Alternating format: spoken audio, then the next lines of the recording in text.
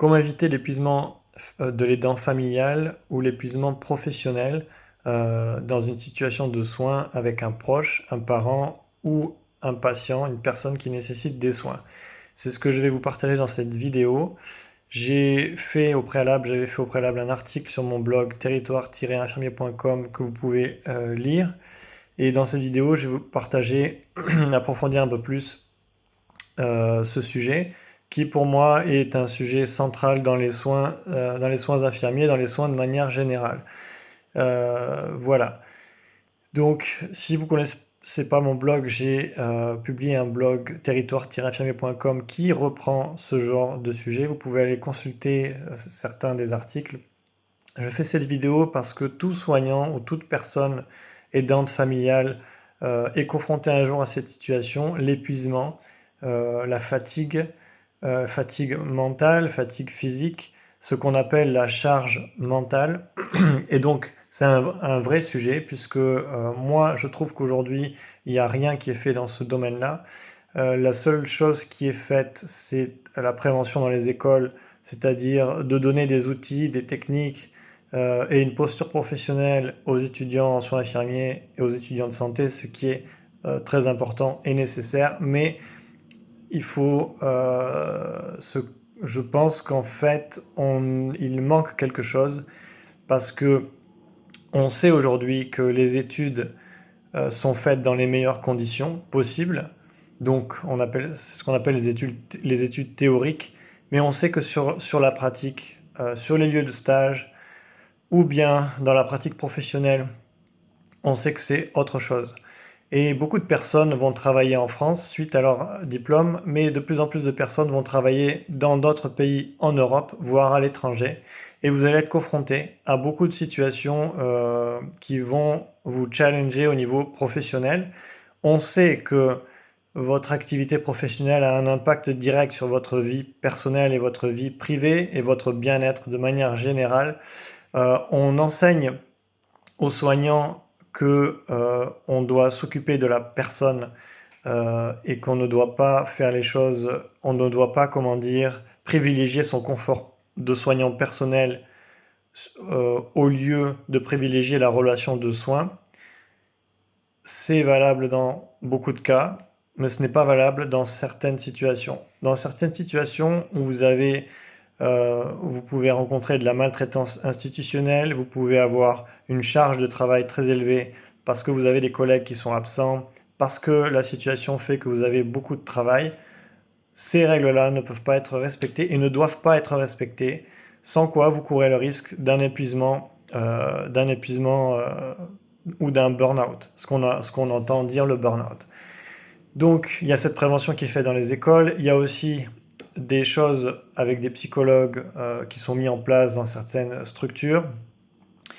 Mais clairement, ça suffit pas parce que si vous enlevez les écoles et si vous enlevez les structures des psychologues en place, et on va prendre typiquement un soignant qui est expatrié à l'étranger, qui connaît très peu la langue et qui n'a aucune ressource autour de lui, il faut bien qu'il trouve les ressources pour faire face à cette charge mentale.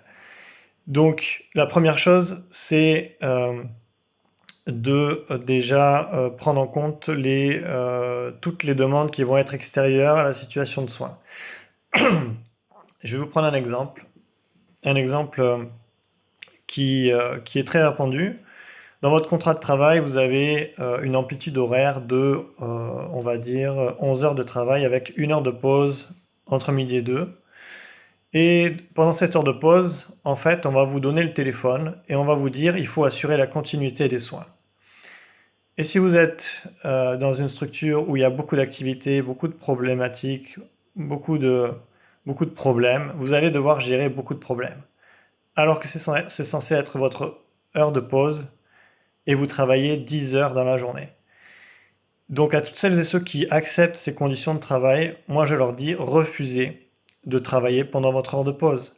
Pour la simple raison que vous courez le risque d'un épuisement professionnel à force de répondre au téléphone, à force d'être sollicité, de faire des activités de secrétariat ou même d'intervenir si s'il y a besoin de quelqu'un pour intervenir, il doit y avoir un collègue qui prend la relève et vous devez avoir votre heure de pause et ça ne doit pas être négocié. Donc ça, c'est mon conseil. Tout ce qui va être des activités du type répondre au téléphone, du type prendre en charge les familles, du type toutes les choses qui sont en dehors de la relation de soins, va rajouter une charge mentale supplémentaire qui peut, sur la durée, vous porter un préjudice et vous mettre en difficulté. Typiquement, le soignant, quand il va avoir 20-30 personnes à s'occuper tous les jours, qui travaille 10 jours d'affilée et qu'il est trop sollicité, qu'il y a trop de problèmes qu'il ne peut pas gérer, typiquement, au bout d'un moment, le soignant va devenir agressif. Il va répondre de manière plus sèche, il va être plus stressé, parce qu'il va s'adapter à cette charge de travail. Et vous ne devriez pas arriver à ce niveau-là, parce que l'agressivité, c'est un des symptômes du burn-out, du début d'épuisement. Donc, mon conseil, c'est de faire attention à toutes les tâches annexes, autres que la relation de soins. Je rentre dans la chambre du patient, je fais les soins, j'ai une communication de relation de soins avec le patient.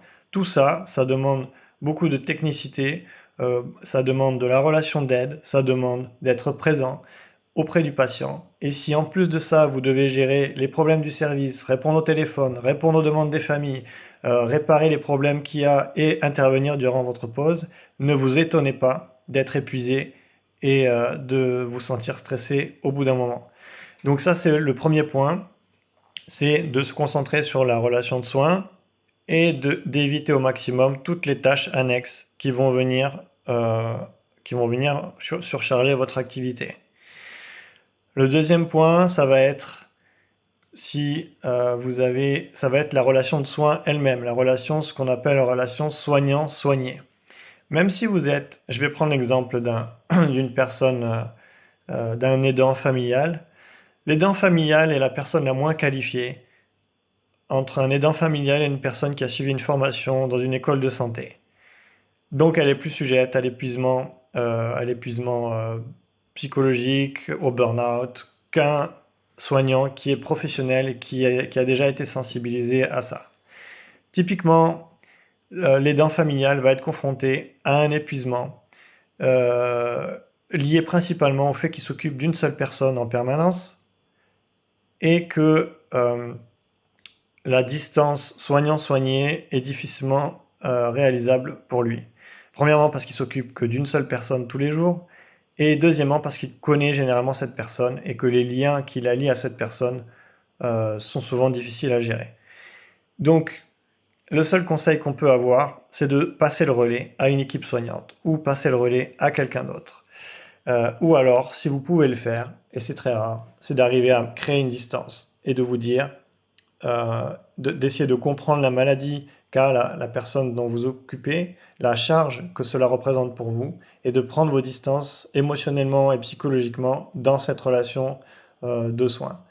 C'est une chose très difficile à faire, mais dans le meilleur des cas, c'est de passer le relais à une équipe de soins à domicile ou passer le relais à quelqu'un d'autre. Et de déculpabiliser parce que vous n'êtes pas responsable de la maladie de l'autre. Donc ça, c'est mon deuxième conseil. Enfin, le dernier conseil que je vais donner va concerner plutôt les situations où vous avez une surcharge de travail qui est vraiment exceptionnelle ou des conditions de travail qui sont vraiment très, très, très, très dégradées. Vous avez beaucoup de patients à vous occuper, vous êtes sollicité en permanence et en fait, où techniquement et humainement, les choses sont très très compliquées. Dans ces cas-là, la seule chose qui est à privilégier, c'est votre confort et votre bien-être psychologique. C'est de faire l'inverse de ce qu'on vous a appris à l'école. C'est la seule manière de survivre dans une situation, dans un contexte de soins aussi difficile. Les contextes de soins aussi difficiles, vous n'allez pas pouvoir rester très longtemps avec ces conditions de travail.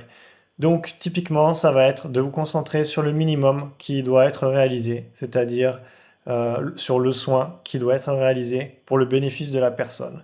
et si la personne a, comment dire, a des demandes particulières dans la relation de soins. On va prendre typiquement une personne qui est démente, parce que c'est une situation qu'on retrouve souvent. Vous avez donc le contexte de votre service est très très difficile, très dégradé. Vous êtes tout seul à faire tous les soins et vous avez plusieurs personnes démentes à vous occuper. Et en temps normal, vous faites la relation de soins, vous communiquez avec la personne démente et les choses se passaient plutôt bien. Sauf que dans une situation de soins dégradés, vous allez uniquement vous concentrer sur les soins techniques, les soins qu'il y a à faire, les soins d'hygiène, le minimum. Et la communication, vous n'allez pas pouvoir l'assurer parce que derrière, vous avez 15, 20 autres personnes à vous occuper et que c'est tout simplement impossible, que si vous faites ça, vous allez finir en arrêt maladie ou en burn-out. Donc mon conseil dans cette situation-là, c'est uniquement de vous occuper du minimum des soins et de vous protéger au maximum parce que vous ne pouvez pas tout faire, vous n'êtes pas psychologue. Je prends l'exemple des infirmiers ou des aides-soignants, c'est de vous concentrer uniquement sur vos compétences et de ne pas faire plus que ce que vos compétences vous permettent de faire pour garantir le minimum des soins à effectuer auprès de la personne. On entend, c'est souvent une de ces trois choses qui se passent et qui fait que si vous ne prenez pas soin de vous suffisamment, vous allez accumuler de la fatigue, accumuler une charge mentale, accumuler un stress qui à la longue va vous épuiser. Et je dirais que c'est une des choses qui est responsable du fait que la plupart des soignants quittent la profession dans les 7 à 10 ans actuellement pour faire autre chose parce que tout simplement, c'est humainement impossible. Si vous ne savez pas gérer, si vous ne savez pas vous protéger dans la situation de soins, vous ne pourrez pas tenir sur la durée. C'est tout simplement pas possible. C'est possible, évidemment, dans les contextes de soins où vous avez le temps, où vous avez le matériel, où vous avez des personnes ressources, des collègues qui peuvent vous aider ou prendre le relais dans certaines situations difficiles. Mais en dehors de ça, si vous êtes dans un contexte de soins dégradés, vous n'avez pas le temps, c'est juste humainement pas possible. Donc voilà, c'était pour faire cette vidéo, pour vous partager ces trois points qui me semblent importants, notamment pour les aidants familiaux à domicile ou les soignants professionnels. Et n'allez pas croire que vous êtes plus fort que tout le monde, sinon ça se saurait, il n'y aurait pas autant de burn-out, de stress, et il y aurait pas, la maltraitance ne serait pas un problème qui a été longuement étudié dans les soins. S'il y a de la maltraitance, c'est qu'il y a des choses qui sont à l'origine de ça, et la meilleure manière de se prémunir des formes de maltraitance et de se prémunir du burn-out professionnel ou de l'épuisement professionnel, c'est justement de mettre en place consciemment, de réfléchir à sa pratique et d'analyser la situation, de se dire quel est le contexte de soins, quelle est la charge de travail dont j'ai à m'occuper, qu'est-ce que je peux fournir en termes de prestations et qu'est-ce que je ne peux pas faire. C'est impossible de penser que vous allez pouvoir vous occuper du relationnel de 20 à 40 personnes euh, euh, tout seul, tout en effectuant les soins techniques, les soins qu'il y a à faire et vous occuper des familles. C'est juste impossible. Vous ne pouvez pas humainement faire ça. Et les gens qui prétendent faire ça sont simplement véhiculent des idées qui sont simplement c'est dangereux. Voilà. C'est juste vous ne pouvez pas. Vous ne pouvez pas. Voilà. Ça relève aussi voilà, de la responsabilité du soignant de s'occuper, d'analyser le contexte de soins, ce qu'on appelle la réflexivité sur sa pratique. Où est-ce que je suis? Quelles sont mes ressources? Mais je fais aussi cette vidéo pour les personnes à domicile, puisqu'il y a beaucoup, beaucoup de personnes à domicile, d'aidants familiaux, qui ont peu de ressources, peu de moyens, et qui n'ont pas forcément accès à ce genre d'informations. Et on sait que la majorité des personnes qui vieillissent à domicile et non en institution. Donc voilà. Donc n'hésitez pas à me dire ce que vous pensez de cette vidéo. Je fais cette vidéo parce que j'ai été moi-même confronté à, des- à une charge élevée de soins et que ça peut arriver à n'importe qui. Voilà, j'ai pas, comment dire, n'oubliez jamais qu'on reste des êtres humains avec nos propres limites et qu'il ne faut jamais ramener du travail ou du stress à la maison. Donc voilà, n'hésitez pas à partager vos expériences sur ce sujet. Qu'est-ce que vous avez pensé? Qu'est-ce que vous pensez de cette vidéo?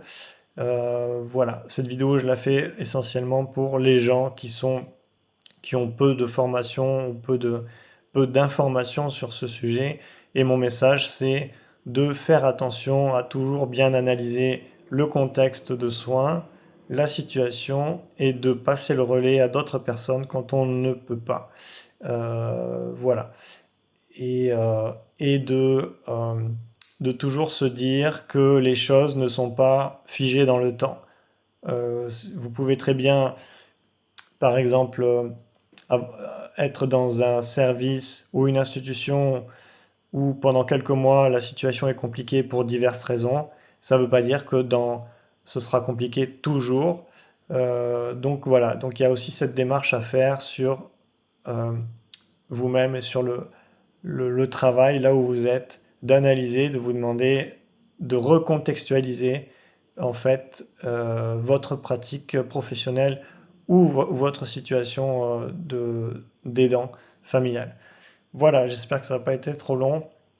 N'hésitez pas à visiter mon site territoire-infirmier.com. Je partage de temps en temps quelques articles et quelques vidéos.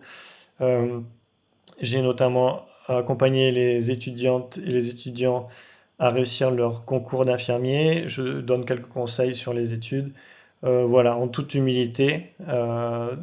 Voilà, n'hésitez pas, si vous avez vu cette vidéo jusqu'au bout, à liker la vidéo pour me donner votre retour et éventuellement ce que vous avez pensé. À très bientôt et prenez soin de vous.